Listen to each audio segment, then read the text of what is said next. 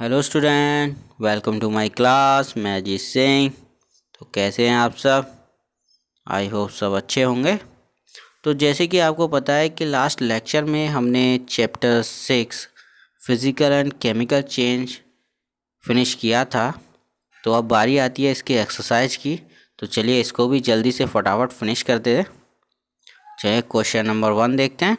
Classify the change involve in the following process as physical और chemical change. आपको बताना है इसमें कौन सा फिजिकल चेंज है और कौन सा केमिकल चेंज है। ठीक है, तो देखिए, photosynthesis, dissolving sugar in water, burning of coal, melting of wax, beating aluminium to make aluminium foil, digestion of food. तो देखिए फिजिकल चेंज की बात करते हैं हम। तो देखिए फिजिकल चेंज में डिजॉल्विंग शुगर इन वाटर। देखिए वाटर को आप शुगर में डिजोल्व कर रहे हैं, ये फिजिकल चेंज है। Melting of wax physical change है। Beating of iron article to make iron foil, ये भी फिजिकल चेंज है। यहाँ पर जो सबस्टेंस जैसा था वो वैसा का वैसा ही है, बस उसकी फिजिकल स्टेट चेंज हो गई है ना। अब बात करते हैं केमिकल चेंज की। तो फोटोसिंथेसिस, नया सबस्टेंस, नया पदार्थ बनना है ना। कार्बन डाइऑक्साइड और वाटर से खाना तैयार हो रहा है। फोटोसिंथेसिस में क्या करते हैं, प्लांट्स अपना भोजन बनाते हैं ना, in the presence of sunlight. याद आ रहा है जी। बर्निंग ऑफ कोल, कोयले का जलना, नया सब्सटेंस बन रहा है। डाइजेशन ऑफ फूड, फूड का डाइजेशन, ये भी केमिकल चेंज है। ठीक है, समझ में आ गया। चलिए बात करते हैं, state whether the following statement are true और false. In case of statement is false, write the corrected statement in your notebook. ठीक है, नोटबुक में करेक्ट स्टेटमेंट आपको लिख देना है। देखते हैं, देखिए, cutting a long log of wood into piece into a chemical change is a chemical change. देखिए आपने कट किया हुआ है वुड को, लकड़ी को आप काट रहे हैं, तो क्या ये रासायनिक परिवर्तन हुआ? देखिए लकड़ी को आपने काटा है, काटना है तो लकड़ी ही रही, आपने काटा ही तो है, शेप चेंज हो गई। लेकिन लकड़ी वो तब भी वुड था, अब भी वुड है। तो उसमें फिजिकल स्टेट जो होगी वो चेंज हुई है, उसका कंपोजिशन कोई चेंज नहीं हुआ। तो ये केमिकल चेंज नहीं होगा। क्या होगा? फिजिकल चेंज होगा। तो आपको ये नोट कर देना है। चलिए फिर बात करते हैं, formation of manure from leaves is a physical change. जी false.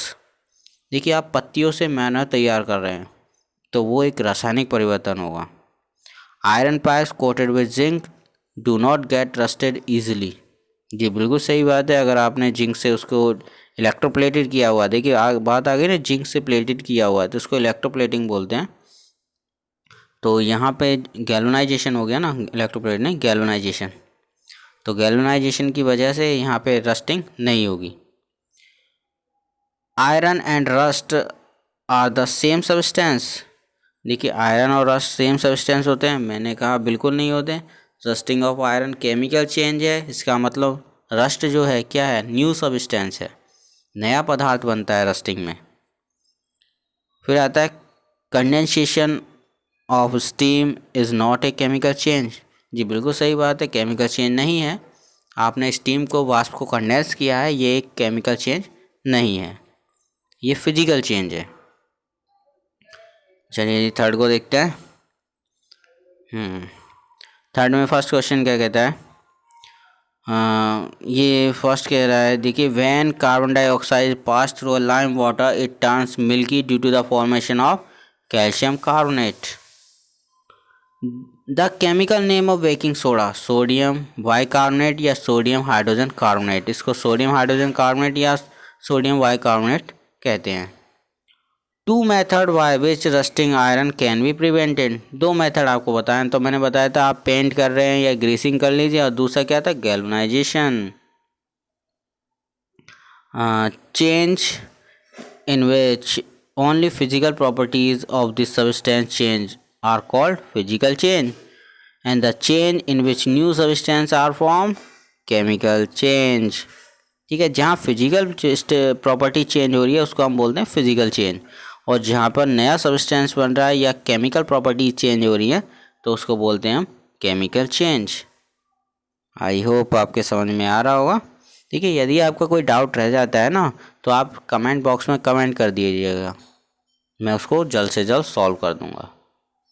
Question number 4, when baking soda is mixed with lime juice, bubbles are formed with the evolution of a gas.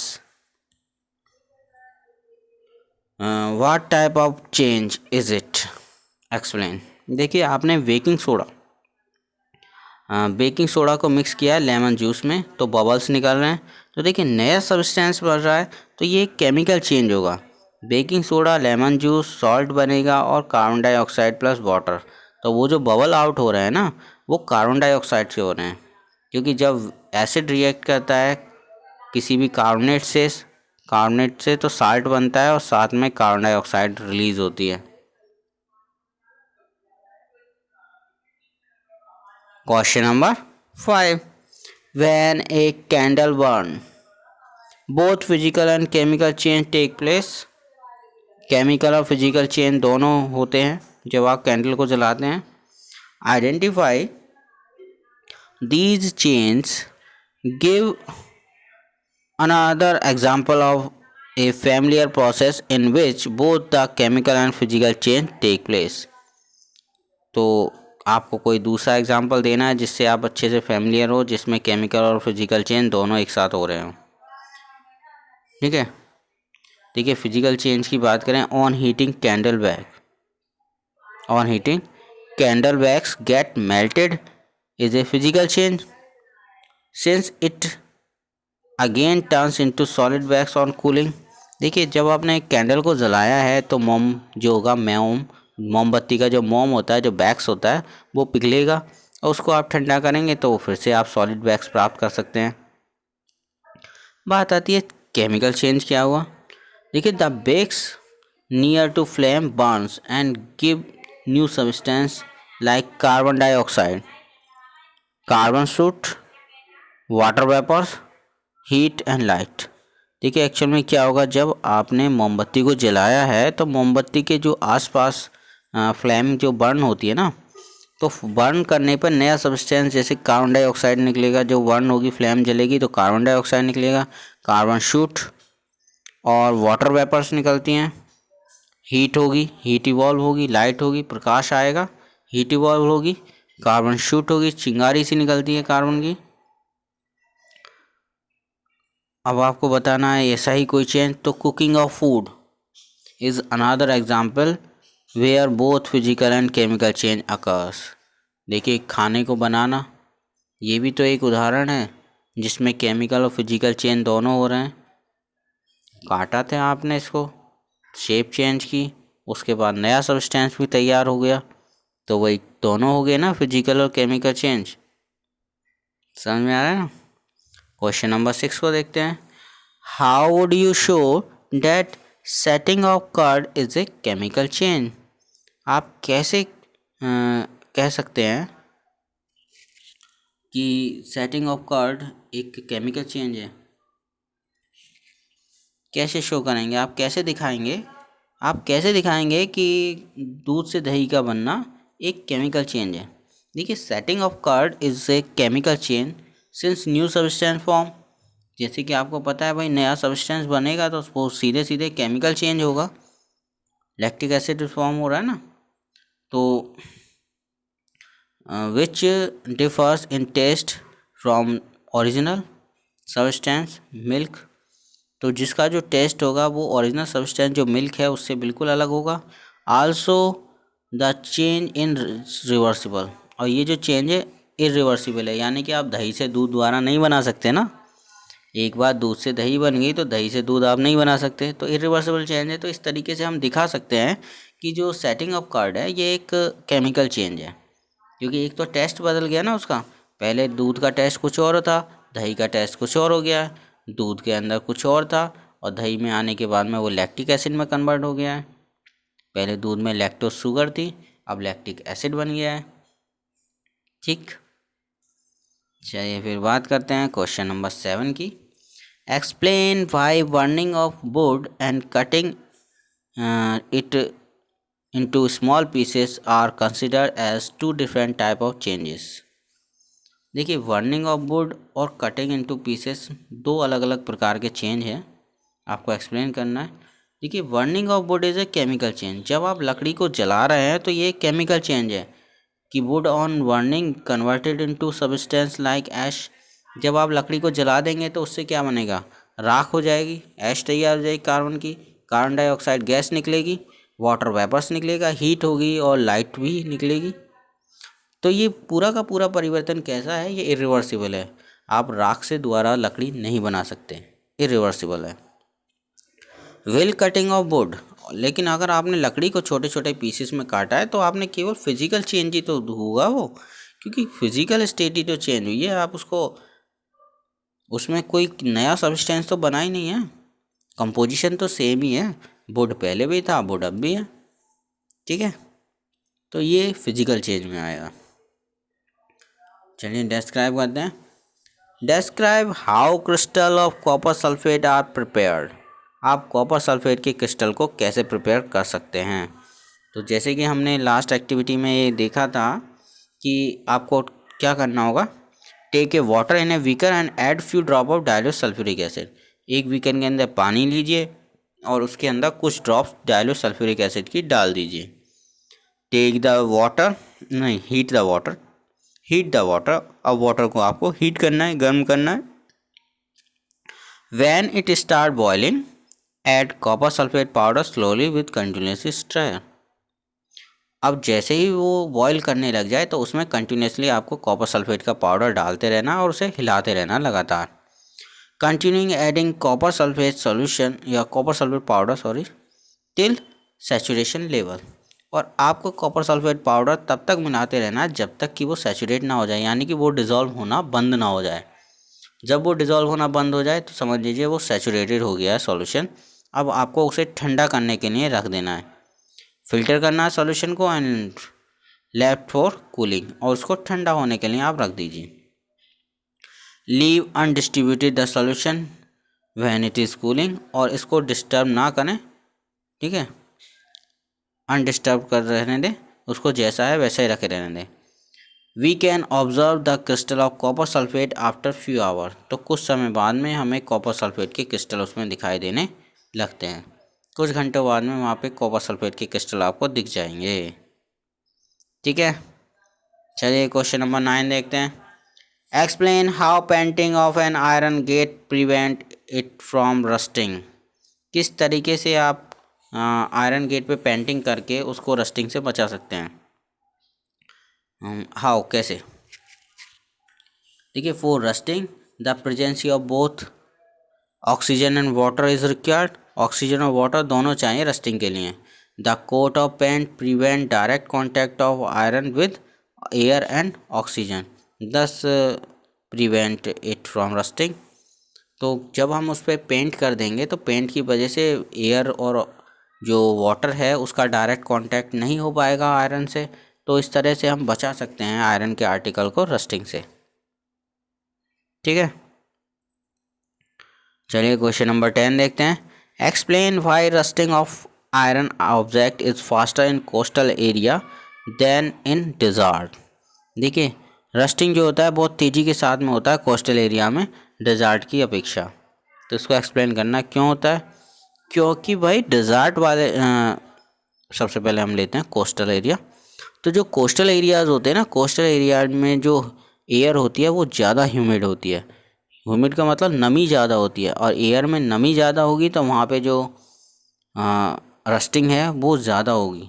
जबकि उसके विपरीत अगर हम डेजर्ट एरिया की बात करें तो वहाँ पे नमी बहुत कम होगी, तो वहाँ पे रस्टिंग कम होगी, क्योंकि एयर में जहाँ नमी ज़्यादा होगी वहाँ रस्टिंग ज़्यादा होगी।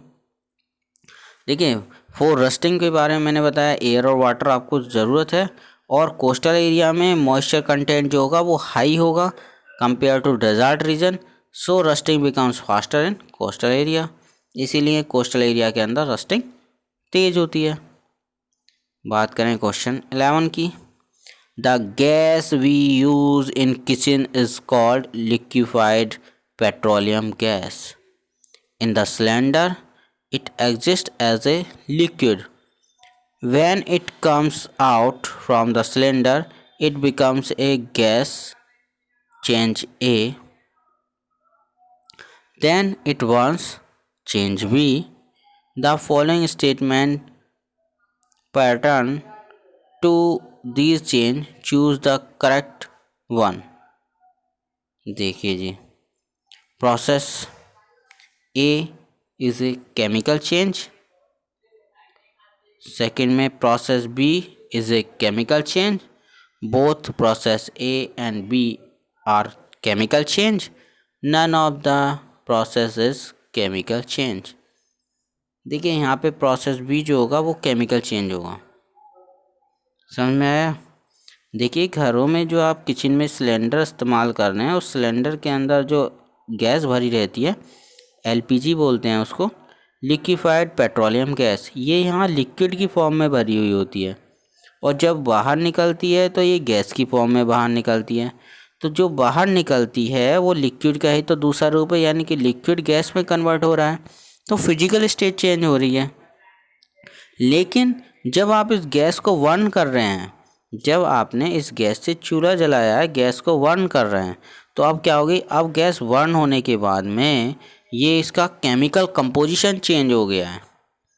अब गैस जल रही है, बर्न हो रही है, इससे फ्लेम निकल रही है, लाइट निकल रही है, तो कंपोजिशन ही चेंज हो गया है। तो ये जो चेंज होगा बीज, ये केमिकल चेंज होगा, ठीक है। और केमिकल और ए जो होगा वो होगा फिजिकल चेंज। चलिए जी क्वेश्चन नंबर 12 देखते हैं फिर। Anaerobic bacteria digest animal waste and produce biogas. देखिए animal bacterias, anaerobic bacteria, animal नहीं sorry, anaerobic bacteria digest animal waste and produce biogas, और बायोगैस को प्रोड्यूस करते हैं, तो ये चेंज ए है। The biogas is burn as a fuel, change B. The following statement pattern to these change correct of one. तो देखिए इसके बारे में आपको बताना है। प्रोसेस ए केमिकल चेंज है। देखिए यहाँ पे क्या किया है, एनारोबिक बैक्टीरिया ने वेस्ट को डाइजेस्ट किया है, प्रोसेस ए केमिकल चेंज है, ठीक है।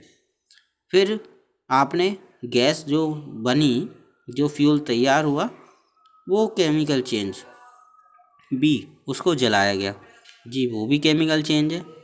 Both A and B are chemical change, जी बिल्कुल दोनों, बोथ दोनों के दोनों प्रक्रिया कैसी हैं, केमिकल चेंज, रासायनिक परिवर्तन है। क्योंकि एनारोबिक बैक्टीरिया ने जिस फूड को डाइजेस्ट किया है, एनिमल वेस्ट को जो डाइजेस्ट किया है, फूड जो वेस्ट फूड होता है या एनिमल वेस्ट होता है, उन सबको डाइजेस्ट करते हैं एनारोबिक बैक्टीरिया। और एनारोबिक बैक्टीरिया ने वेस्ट मटेरियल को डाइजेस्ट करके बायोगैस बनाई, तो नया सब्सटेंस बना, ये भी केमिकल चेंज है। फिर आपने इस गैस को बर्न किया तो भी नया सब्सटेंस तैयार हुआ, हीट हुआ, फ्लेम जली, तो ये भी केमिकल चेंज है। तो दोनों के दोनों केमिकल चेंज हैं।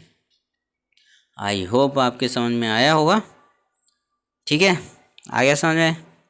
चलिए तो इसी के साथ हमारा लेक्चर फिनिश होता है और ये एक्सरसाइज भी इसकी कंप्लीट हो गई है। तो फिर मिलते हैं नेक्स्ट वीडियो में, तब तक के लिए tata bye bye, take care.